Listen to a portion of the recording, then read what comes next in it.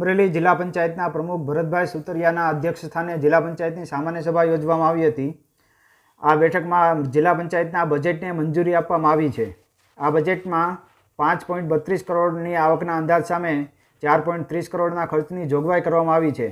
આ ઉપરાંત સરકારી યોજનાઓ સહિત 997.52 કરોડ રૂપિયાના બજેટને સર્વાનુમતે મંજૂરી આપવામાં આવી હતી। આ સામાન્ય સભામાં જિલ્લા પંચાયતના સદસ્યો દ્વારા જિલ્લા પંચાયતના સ્વભંડોળની આવક થાય તે માટે એક કમિટીની રચના કરવાનું પણ નક્કી કરવામાં આવ્યું છે। આ ઉપરાંત અમરેલી જિલ્લા પંચાયતના પ્રમુખ ડીડીઓ સહિતના અધિકારીઓના નિવાસસ્થાનનું મરામત કરવા, પ્રમુખ જિલ્લા પંચાયતની ગાડી છે તેને કંડમ કરી નવી ગાડીની ખરીદી કરવા સહિતના મુદ્દે ચર્ચા કરીને ઠરાવો કરવામાં આવ્યા હતા।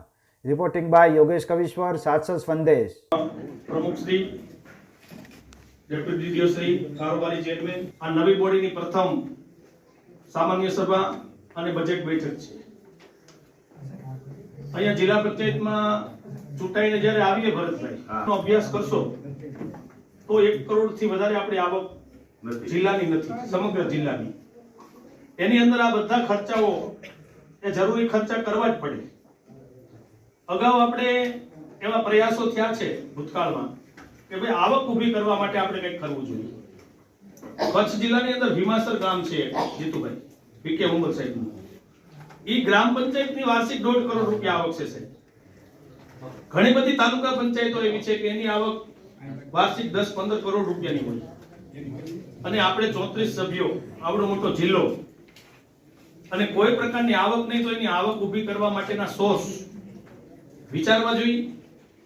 એમાં તમે જે વિચારો, જે તમે કમિટી બનાવો, તમે ચર્ચા કરો, એમાં અમારો વિરોધ પક્ષ તરીકે ક્યાંય કોઈ પ્રકારનો વાંધો નહીં હોય, પણ તમારી આવક વધશે તો તમે લોકોની સુવિધાઓ માટે કામ કરી શકશો। અંતે તો અહીંયા જે બધા ચૂંટાઈને પ્રતિનિધિઓ આવે છે, પ્રમુખશ્રીનો બંગલો હોય, ગાડી હોય કે સભ્યોની કઈ સગવડતા હોય, તો સ્વભંડોળમાં જ ખર્ચો કરવાનો છે। સ્વભંડોળ તમે વધારવા માટે જે કંઈ અહીંયા અધિકારીઓ પણ, હિસાબી અધિકારી તરીકે કુંગલા સાહેબ પણ ખૂબ બાહોશ છે, ડીડીઓ સાહેબ પણ ખૂબ સારું કામ કરી રહ્યા છે, એટલે બધા ચર્ચા કરી એક કમિટી બનાવીને આપણી જ્યાં જગ્યાઓ પડી છે, જે નોન પ્રોડક્ટ એટલે કોઈ પ્રકારની એની આવક નથી, દાખલા તરીકે જ્યુબિલીનો પ્રશ્ન છે તો ઈ કોર્ટમાં ગયા તેને સમજાવટથી પતાવવો જોઈએ। પાર્ટીના જ લોકો એ કોર્ટમાં ગયા હોય તો તમે એને વિનંતી કરી શકો, જિલ્લાના હિતમાં કોઈ વ્યક્તિગત કે એકાદી સંસ્થાના સ્વાર્થ માટેથી સમગ્ર જિલ્લાનો વિકાસ રૂંધાય નહીં, એના માટે જ્યુબિલીનો પણ ડેવલપમેન્ટ થાય। જુદા જુદા તાલુકામાં, મારા બાબરામાં ધર્મશાળા છે, એ નગરપાલિકા એક કોલેબોરેશન કરી પીપીપી ધોરણે એનું ડેવલપમેન્ટ થાય તો અહીંયા 25 લાખ રૂપિયા દુકાનના આવે એમ છે ને ભાડું પણ આવે। તો આવી આવકના સોર્સ ઉભા કરવા માટે કંઈક પ્રયાસ કરશું આપણે। આમને બધા વાતો કરશું, વિરોધ કરશું અને હમણાં પૂરું થઈ જશે, બહુ હવે વાર નથી। હું માનું ત્યાં સુધી ભૂપતભાઈ, કારણ કે ચૂંટણા હોય ત્યારે બહુ ઉત્સાહ હોય કે અમે કંઈક કરી નાખશું, તોડી નાખશું, આ કરી નાખશું, પણ એવું કંઈ થતું નથી। વાસ્તવિકતા તમારે જમીન ધરાતલ ઉપર આવીને વિચારવું જોઈએ કે આપણે ખરેખર આપણને જે ચૂંટ્યા છે તો પ્રજા કલ્યાણ માટે આપણે અહીંયા આવ્યા છીએ, આપણા પોતાના સ્વાર્થ માટે કે કોઈનો માત્ર વિરોધ કરવો કે મજા આવે કે ભાઈ હું વિરોધ કરું તો હું સારો લાગુ, અથવા તો ગમે એવી ચર્ચા કરીને કોઈ અધિકારીઓને ઉતારી પાડવા, એના માટે ચૂંટાઈને આપણે નથી આવતા। આપણી બધાની સંપૂર્ણ આખી ટીમની જવાબદારી છે, અને હું તો એવું માનું કે આપણા જિલ્લાની ટીમ પંચાયત, જિલ્લા પંચાયત એવું એક આખા ગુજરાતમાં ગૌરવ વધે એવી રીતે આપણે કામ કરી શકીએ। એના માટેના પ્રયાસો હજી સુધી ક્યાંય થયા નથી, પણ આપણે એવી શરૂઆત કરી આ નવા વર્ષથી। રામલલ્લાનું મંદિરનું 22 તારીખે થાય છે, એ પણ બહુ સારી વાત છે। તો રામ રાજ્ય એવી વાત કહેવાય કે એમાં સર્વાનુમતિ હોય, એમાં બહુમતી ન હોય, એટલે સારા કામમાં અમારો બધો સંપૂર્ણ ભરે જે કંઈ હોય તે, પણ સારા કામમાં જેડી ચંદુલાલ અમે બધા સાથે છીએ, પણ તમે લોકો નિર્ણય નથી કરી શકતા એવું અમને લાગે છે। એટલે હવે તમે થોડોક સુધારો કરો એવી વિનંતી સાથે આજની સભાને જે કંઈ ચર્ચા કરી કે તમે ગંભીરતાથી લેશો એવી સાથે વિરમું છું। જય હિન્દ, જય ભારત। મિસિસ રેખાબેન આપણા પ્રમુખ હતા ત્યારે આપણે મુદ્દો બહુ સરસ મજાનો લીધો હતો ને આપણા કાર્યપાલ શ્રીએ આપણને એનું બધું બતાવ્યું હતું પીપીપી ના ધોરણે, પણ એમાં આપણે ઊણા ઉતર્યા એવું મને દેખાણું। ઊણા ઉતર્યા મેં જોયું ધારી જોવો, ખાંભા જોવો, બગસરા જોવો, કુકાવાવ જોવો, રાજુલા જોવો, આપણી પાસે અનેક જગ્યાઓ પડી છે. બાબરામાં હાઈવે કેટલી જગ્યા પડી? પ્રભાતભાઈ કીધું અમારા ખાંભામાં રોડ ઉપર 25 લાખ નહીં 35 લાખમાં દુકાનો વેચાય એમ છે.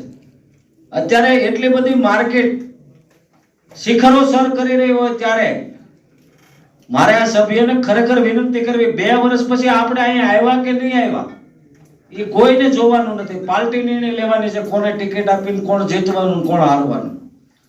પણ લોકોએ આપણને મોકલ્યા હોય ત્યારે આપણે લોકો વિશે ક્યાંક આપવું જોઈએ એવી મારી વિનંતી છે. તો આમાં સર્વ આગેવાનો, હું તો એવું માનું છું, પ્રભાતભાઈ બહુ સરસ વાત કરી. એવી તો 60 લાખ રૂપિયા રાખવા પડે તો 40 લાખ રૂપિયા આપણી પાસે વધે છે અને સરકાર એને 40,000 રૂપિયા વચ્ચે નાખે છે. એમ કરી ટોટલ 3 જગ્યાએ સહાય મળે છે. તમામ ઓપરેશન 5 લાખ હોય 7 લાખ હોય તમામ સરકાર ભોગવે છે. 1000 રૂપિયા આજીવન જીવે ત્યાં લગન હમણાં સરકારે શરૂ કર્યા. તમામ જિલ્લા પંચાયતનો અભિપ્રાય લીધો, આખા ગુજરાતનો.